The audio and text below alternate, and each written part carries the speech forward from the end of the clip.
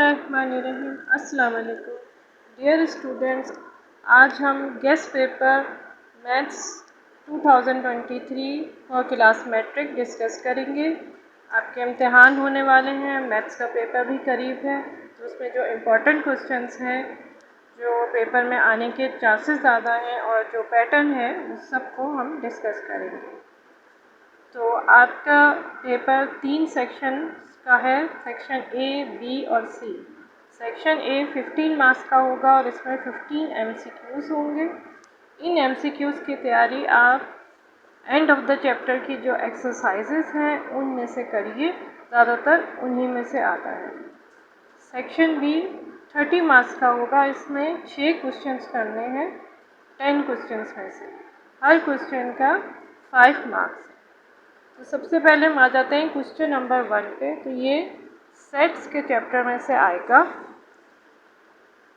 इसमें सब important question है कि if P is equals to ABC, Q is equals to XYZ and R is equals to PQRS, then find a function G from R onto P। या function एक bijective function करना है या एक into function करना है या injective भी आ सकता है। तो यानी कि फंक्शन वाले क्वेश्चन में से कोई एक ऑप्शन आपको आ सकता है। या सेट्स के चैप्टर में से डी मॉर्गन्स लॉ आ सकता है। कोई भी एक डी मॉर्गन्स लॉ आपको करके बताना होगा।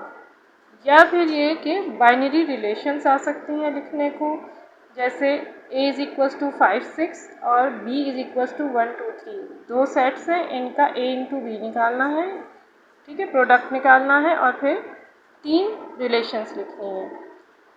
या फिर इसी चैप्टर में से जो अनदर इम्पॉर्टेंट है उसमें a is equals to 1 2 3 4 5 6 and b is equals to 2 4 6 8 10।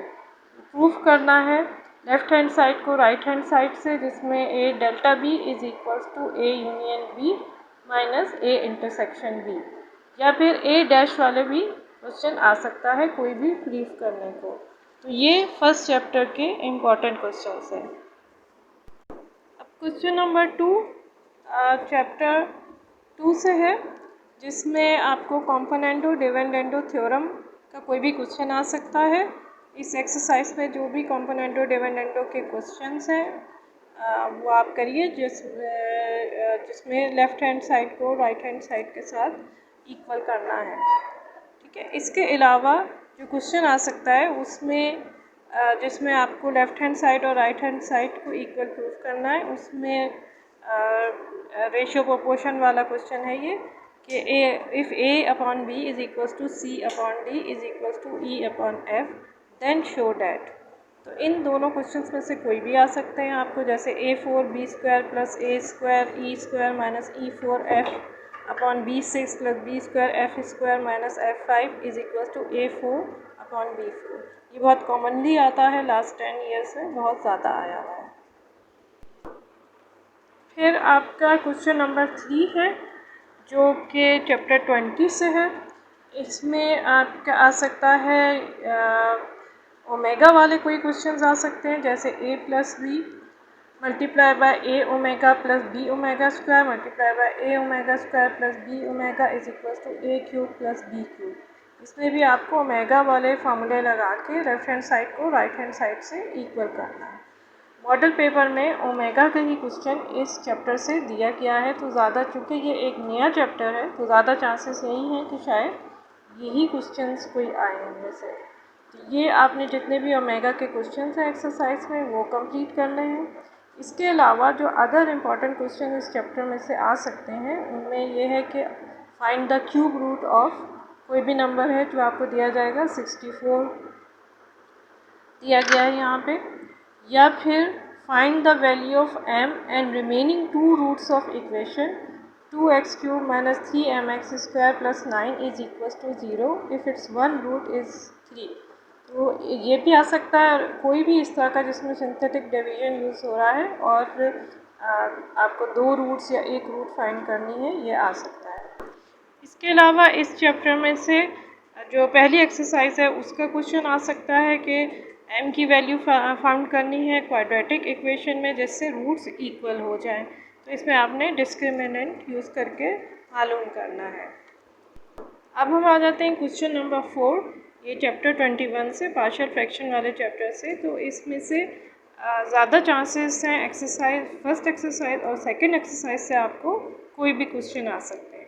मैंने आपको फर्स्ट और सेकंड का ही क्वेश्चन दिया है।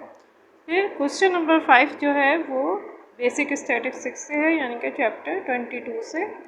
तो इसमें आपको ये आ सकता है कि जैसे a इज़ इक्वल्स टू जो भी आपकी वैल्यूज़ दी गई हैं उसमें आपको शो करना है HM is less then GM is less then AM is less than median is less than mode. इनमें से कोई भी 3 चीज़ें आ सकती हैं, जैसे AM is less than median is less than mode आ सकता है।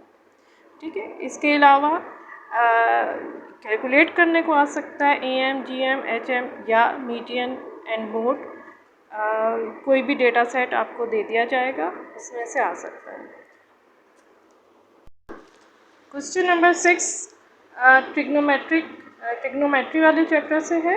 इसमें आपको ट्रिग्नोमेट्रिक आइडेंटिटीज़ का जो क्वेश्चन है वो बहुत इम्पॉर्टेंट है, हर साल आता है। इसमें से कोई भी आपको ट्रिग्नोमेट्रिक आइडेंटिटी प्रूव करने को आ सकती है। मैंने आपको ये 2 दी हैं जो सबसे ज़्यादा इम्पॉर्टेंट है।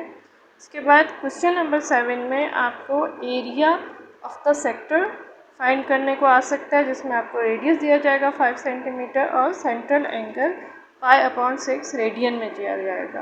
अगर रेडियन में नहीं है, डिग्री में है, तो इसको रेडियन में कन्वर्ट करना होगा। इसमें एरिया के साथ कभी लेंथ भी पूछी जा सकती है। और इसी के अलावा, इस क्वेश्चन के अलावा दूसरे चांसेस जो है वो है कि find the remaining trigonometric ratios if sine theta is equals to √3/2 and theta lies in second quadrant. तो ये भी कोई भी रिमेनिंग ट्रिग्नोमेट्रिक रेशियोज कोई भी एक आपको साइन थीटा या टेन थीटा या कॉस थीटा दिया जा सकता है।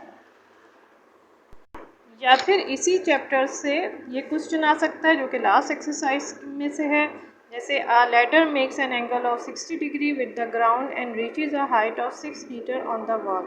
Find length of the ladder. ठीक है, इसमें इस एक्सरसाइज में 5-6 क्वेश्चन हैं, उनमें से ज़्यादातर यही चांसेस है कि फर्स्ट और सेकंड क्वेश्चन ही इम्पॉर्टेंट है इस एक्सरसाइज के। फिर आपको इम्पॉर्टेंट थ्योरम्स आ सकती हैं, जिसमें से if 2 chords of a circle are congruent then they will be equal distance from the centre, ये इम्पॉर्टेंट है। फिर क्वेश्चन नंबर 9 है कि if the angles subtended by 2 chords of a circle at the centres are equal, the chords are equal, prove it. फिर question number 10 है जिसमें important theorems हो सकती हैं, जैसे the angle in a segment less then a semi circle is greater than a right angle, या फिर इसकी ऑपोजिट थ्योरम जो है the angle in a segment greater than semi circle is less than a right angle. ये दोनों important है। अब इस क्वेश्चन में मॉडल पेपर में चॉइस में बेसिक स्टैटिस्टिक्स का क्वेश्चन दिया गया है, तो इसी तरह से यही चॉइस में चांसेस हैं कि बेसिक स्टैटिस्टिक्स से आपको वेरिएंस, स्टैंडर्ड डेविएशन या मीन डेविएशन निकालने को आ सकता है, लेकिन रॉ डेटा का, कंटिन्यूस डेटा का नहीं, क्योंकि कंटिन्यूस डेटा शॉर्ट क्वेश्चन में आना मुश्किल है। अब section C long question answer है, ये भी 30 मार्क्स का होगा, लेकिन इसमें 3 क्वेश्चंस हैं जो कि 10-10 मार्क्स के होंगे। अब इसमें मॉडल पेपर में जो पैटर्न दिया गया है उसमें एक क्वेश्चन ज्योमेट्री से लिया गया है और प्रैक्टिकल ज्योमेट्री से, और एक क्वेश्चन जो है वो चैप्टर 19 यानी कि मैट्रिक्स वाले चैप्टर से लिया गया है, और बाकी सारे जो हैं वो थ्योरम्स दिए गए हैं। तो अगर तो मॉडल पेपर के पैटर्न पे ही पेपर आता है तो इसी तरह थ्योरम्स आएंगे, और मैथ्स के क्वेश्चन सिर्फ एक होगा लॉन्ग क्वेश्चन में, और एक प्रैक्टिकल ज्योमेट्री का क्वेश्चन होगा। और इन केस अगर इतने थ्योरम्स नहीं आते हैं तो फिर मैथ्स के चैप्टर में से सिस्टम ऑफ इक्वेशन आ सकता है आपको चैप्टर 20 से, या फिर बेसिक स्टैटिस्टिक्स से कोई लॉन्ग क्वेश्चन आ सकता है। अब इसमें जो पहला क्वेश्चन है उसमें find the inverse of the matrix bye adjoint method. तो इसमें कोई भी आपको दे सकते हैं मैट्रिक्स जो आपने उसका इन्वर्स निकालना है एडजॉइंट मेथड से, या फिर find the solution by Cramer's rule आ सकता है, जो कि लास्ट 10 ईयर्स में आता था, और ये इम्पॉर्टेंट है कि दोनों में से कोई भी क्वेश्चन आ सकता है। फिर थ्योरम आ सकती है, जो कि पाइथागोरस थ्योरम वाले चैप्टर से, उसमें 2 ही थ्योरम्स हैं, उनमें से कोई भी एक थ्योरम आ सकती है। उसके बाद क्वेश्चन नंबर 3 में आपको प्रैक्टिकल ज्योमेट्री से सर्कम सर्कल या इन सर्कल बनाने को आ सकता है। ज़्यादा इम्पोर्टेंट सर्कम सर्कल है। इसके अलावा या फिर ये कि आपको अनइक्वल सर्कल्स में डायरेक्ट कॉमन टेंजेंट या ट्रांसवर्स कॉमन टेंजेंट में से कोई भी बनाने को आ सकता है। फिर नेक्स्ट क्वेश्चन में थ्योरम रेशियो एंड प्रोपोर्शन वाले चैप्टर में से आ सकती है। इसमें ट्राइंगल की रेशियो प्रोपोर्शन बताई गई है, तो इसमें से जो मोस्ट इम्पॉर्टेंट है वो मैंने आपको दे दी है। इसके बाद क्वेश्चन नंबर 5 में थ्योरम आ सकती है, the two tangents drawn to a circle from a point outside it are equal in length. और अगर मैथ्स का क्वेश्चन आता है इसमें से इतनी 3 थ्योरम्स के अलावा, तो उसमें सिस्टम ऑफ इक्वेशन का क्वेश्चन आ सकता है चैप्टर 20 से, और चैप्टर 22 से कंटिन्यूस डेटा में मीन, मीडियन या मोड में से कोई एक चीज़ फाइंड करने को आ सकती है। कंटिन्यूस डेटा का होगा, रॉ डेटा का नहीं। अगर रॉ डेटा आया तो वो शॉर्ट क्वेश्चन में आता है। तो स्टूडेंट्स, ये था आपका मैथ्स का गेस्ट पेपर। इंशाल्लाह आप इसी पैटर्न से अगर तैयारी करेंगे तो आपका पेपर बहुत अच्छा होगा। बहुत चांसेस हैं कि यही इम्पोर्टेंट क्वेश्चंस आए, और अच्छी से तैयारी करिएगा। इंशाल्लाह आपका पेपर अच्छा होगा। दुआओं में याद रखिएगा। अल्लाह हाफ़िज़।